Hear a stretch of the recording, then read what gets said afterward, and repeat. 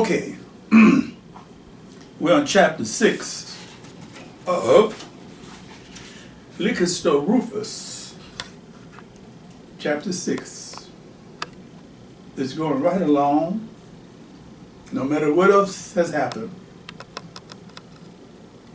We will carry on with Rufus until it is finished.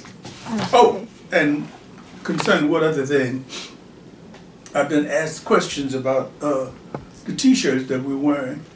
Can I get you to step over here in the spotlight for a minute, please? You think you can make it?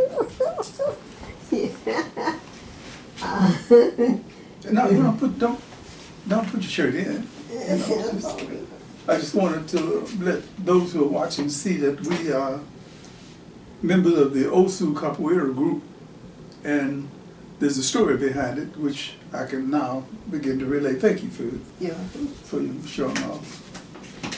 Zola Salena, my director, producer, editor, wife.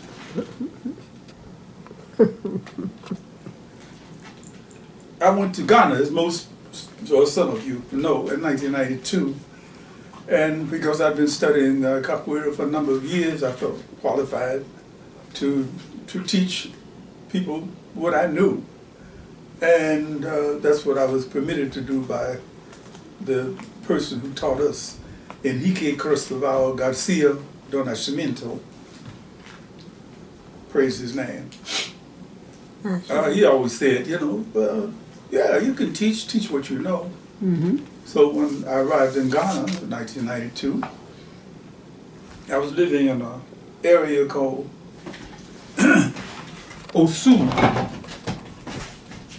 and it looks like that. Uh-huh.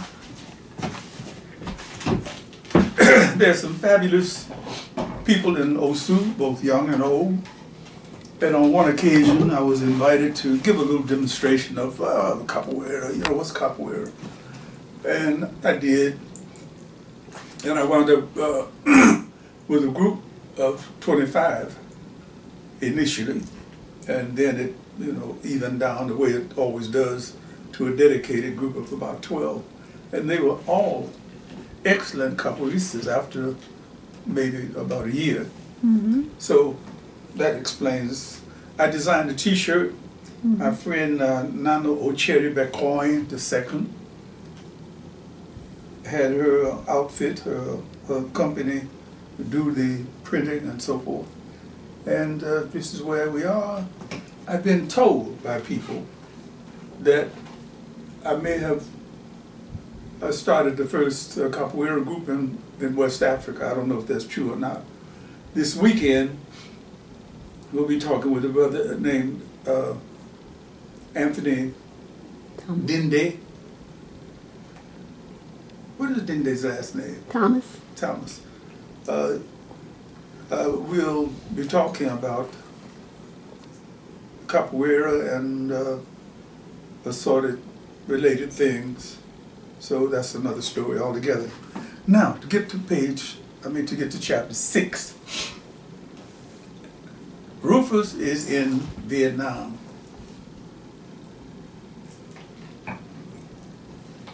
Hates the place, feels no empathy for anything there, and here we go. I had planned it Saturday afternoon when Rufus got off at 2 p.m. I remembered I was going to give Zizi and Rufus a Salamat pole dinner treat. It was the only restaurant in the city that felt at ease inside or outside. The cellophane plastic cubicles did wonders for my confidence. I drove past the liquor store twice. No Rufus. Maybe he decided not to do his thing today. I halfway agreed with Zizi, but I decided to check a little deeper. Hey, any of y'all seen Rufus? No, we ain't seen him. Well, that was that. We didn't have Rufus with us, but we had an absolutely delightful dinner. His lady friend has come down from San Francisco to spend a weekend with him, and it seems that they are, you know, really kind of tightening something up that needs to be tightened.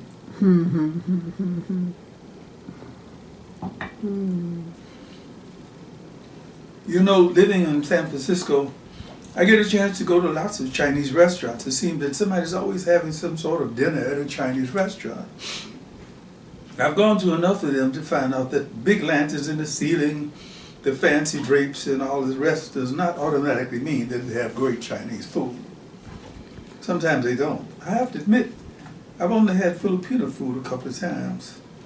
I relayed this info to Lola, the waitress, who happened to be on duty.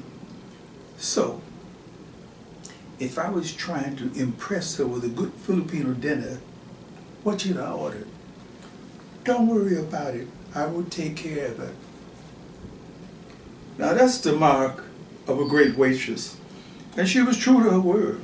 She started off with a sort of sourish kind of soup, and then led us all the way into a couple of perfectly grilled pompanos, steamed rice and veggies on the side. Oh, fish. Willie, you know I love grilled fish like this. A really gorgeous 2 hours. It didn't take long after we finished dinner that I began to have this thought ping through my subconsciousness. This is the woman I want to marry. The woman I want to spend the rest of my life with. I can't begin to think that there's a more beautiful feeling in the world than the feeling of being in love, of being with someone you love. Yeah.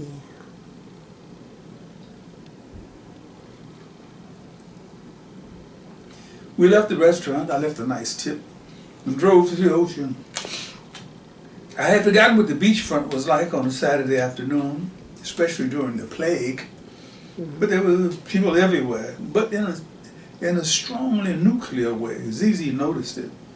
Looks like everybody is taking this thing seriously. The nuclear thing I'm talking about had to do with the ways people had spaced themselves from each other. And there were very few unmasked people running around. Miraculously, we found a parking space in Bixby Park, the park overlooking the beach. We strolled the path down to the beach. The Pacific Ocean looked like a glassy pond with dimples. Willie, this is beautiful.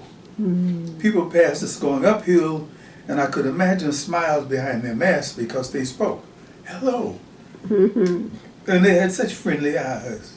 We strolled the beach till we found a nice mound of sand to sit on.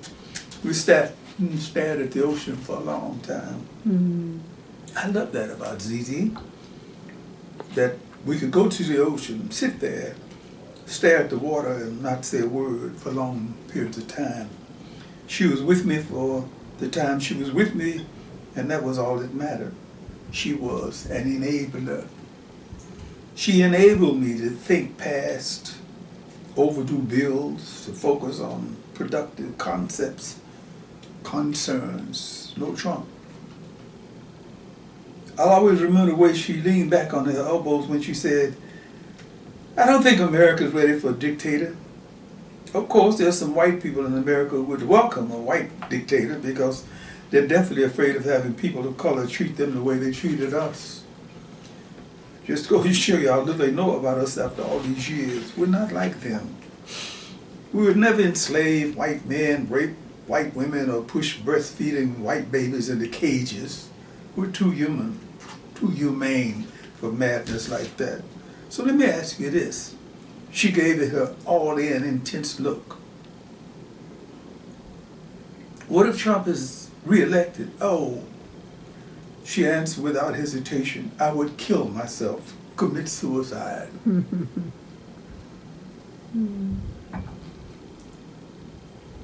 I must have looked like someone who'd been blasted between the eyes with an emotional brick.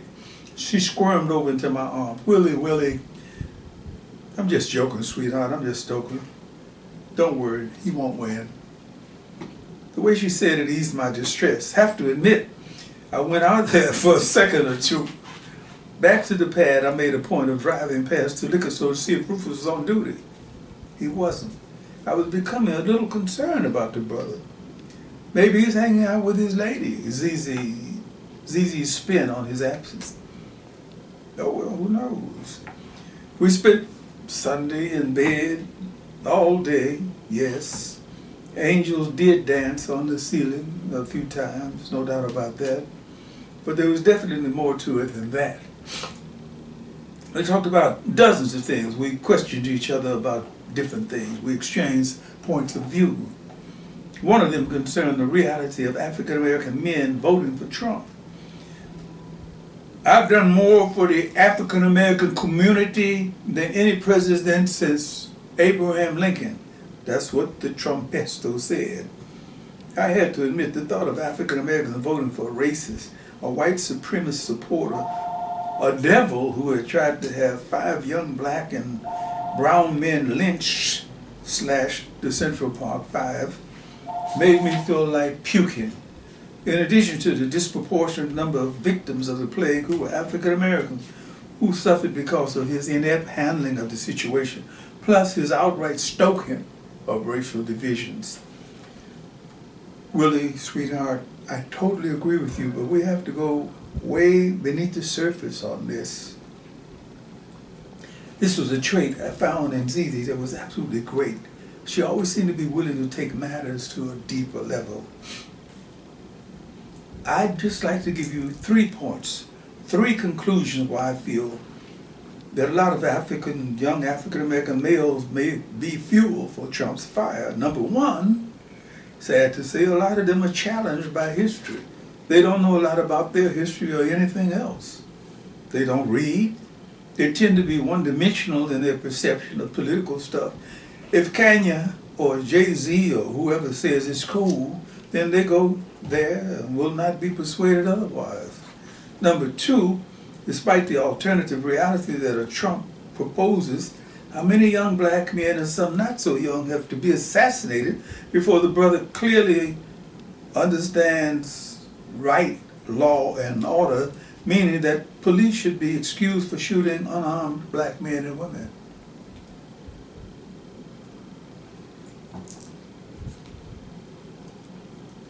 Number 3, I believe that some men, black and otherwise, simply dig Trump's pseudo-machismo stance. They want to be defiant of the norms. The goofy thing about all of this is that they don't seem to understand how much they hurt themselves by giving aid and comfort to someone who clearly does not have their best interests at heart. So, what do you say to them? How can you help them see the light? You can't say anything to them. They're stone deaf at this point. Even after Trump has called their mothers bitches and dogs. And you can't help them see the light because they're totally blind now. Willie, remember, they were Jews for Hitler. Human beings are weird. By the time Monday morning rolled around, she was taking off for Frisco in the evening, we had made a number of decisions. In caps. It'll take me about 2 months to clear my stuff up in Frisco, and I have 3 enthusiastic responses to my resume down here. Looks like I'll be going with the Cochran brothers. I'm glad you decided to come down here because I was on the verge of coming up there to be with you. Willie West, you're lying your ass off. Nothing on this planet would make you move to San Francisco because you're deathly afraid of all those hills. We laughed ourselves silly on that one. She knew her man. We laughed about that, but we got serious about the serious stuff.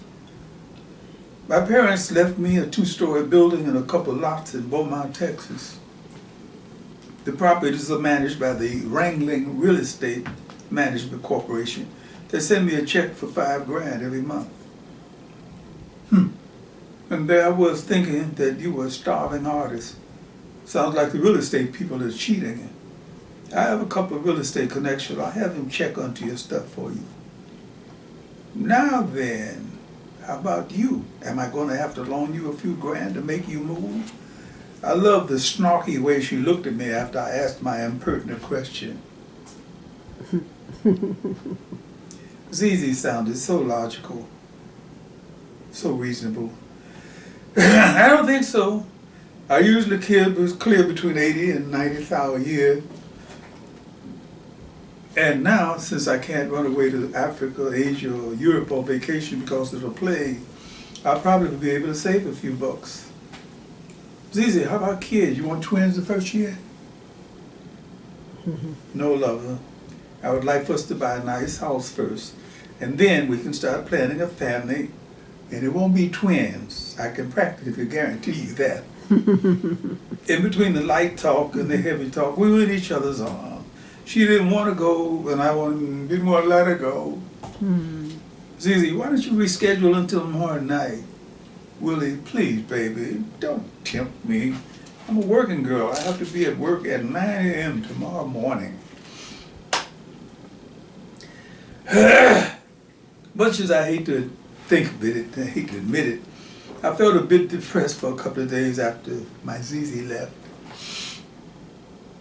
We were going to be reduced phone calls again for a few weeks. How long did she say it would take? A couple of months, a couple of lifetimes.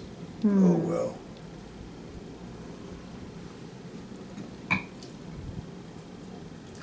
Meanwhile, there was Rufus. I almost had an accident zipping into the mall when I spotted him standing in front of the liquor store. The liquor store regulars were in their usual positions, were doing their circular firing squad argument number. I almost twisted my ankle getting out of the car and run over to him. Yo, Rufus, where you been, man? He had the same snarky expression on his face that Zizi used. I was tempted to laugh. What am I supposed to be doing? Checking in or something? The same old Rufus. I sucked up to him with a shit-eating grin. No, nothing like that, my brother. My lady was down from San Francisco the weekend. We tried to hook up with you, but I guess we missed you. While we were having this explanatory conversation, a couple of young sisters walked past on the way into the liquor store. Their clothes and pores were reeking of a skunky brand of marijuana. Excuse me, Willie. So what y'all gonna do? Just walk past me like you don't even see me standing here? I edged away from the scene by a few yards to get a better angle of the situation. The two young women, neither one of them could have been older than 20, approached Rufus respectfully, digging down into their purse and bra, respectively, to stuff a $10 donation into the chest pocket of the frayed sports coat he was wearing. All right, now y'all be careful out there. Don't be getting caught with your panties down.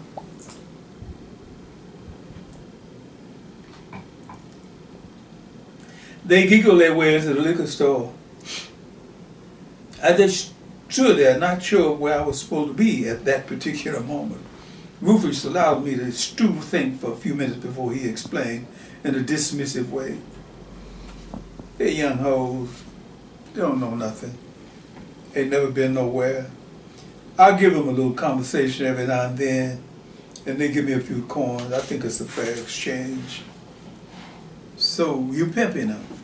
He seemed to go in a trance or something about my question. Finally, he responded, I suppose you could say that if you were looking at it from your warped point of view. I had to push back. What would you call it? I would call it maybe Rufus 101. To two young, ignorant assholes. They showed up with a couple of their girlfriends some time ago to be Rufused, but I refused because I didn't want to be bothered. They wanted somebody to pimp them, and I didn't want to be sucked into that. Too much work. The brother had me by the short hairs again. I don't know whether the shit will go blind. Rufus, look, you're confusing me. Why would you refuse to be sucked into somebody giving you money? Brother had to shake his head like a dog shaking off water, trying to be transparent with me. Look, I just told you it's too much work. I would be reduced to the level of a factory worker, one of those Charlie Chaplin caricatures, if I allowed myself to be seduced into conveying belt pussy. Did I hear him say Charlie Chaplin, one of my idols? What did he just say? Rufus, did I hear you say what I just heard you say? What was that, champ? You just used Charlie Chaplin to suggest what would be bad about pimping. Oh, did I do that? Excuse me, Willie, I have to take have a little talk with this brother.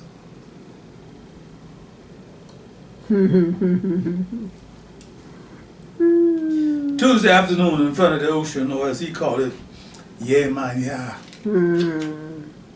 Rufus, what's so yeah man yeah about the ocean? I'll never be able to forget how incredibly he handled my ignorance. He did it quietly and patiently. Willie, you see the ocean? All of what is spread in front of you? I see it, I see it. Then you won't have any problem understanding that we all came from this, from the ocean. Had enough origin of the species stuff to follow me? I nodded yes, wishing that I had a beer to carry me past this rap.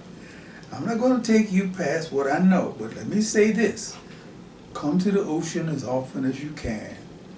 To have rituals and stuff? No, no sir. Not to have rituals and stuff, but to acknowledge your mother. Why do you say mother? Hey, look, man. What do you think a mother's amniotic fluid represents?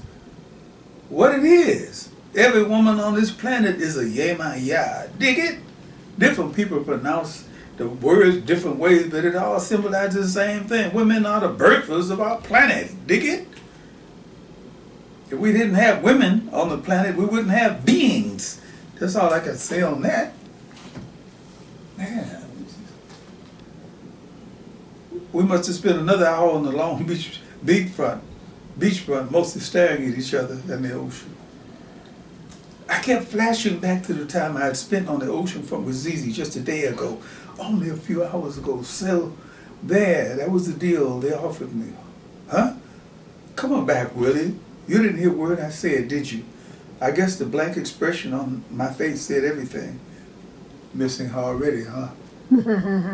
He sounded very sympathetic, unusually gentle. I decided to deflect the conversation. So what happened to you over the weekend? We were going to hook up with you. He leaned up and started sifting sand through his fingers, just a little boy at the beach. I spent the weekend at the VA.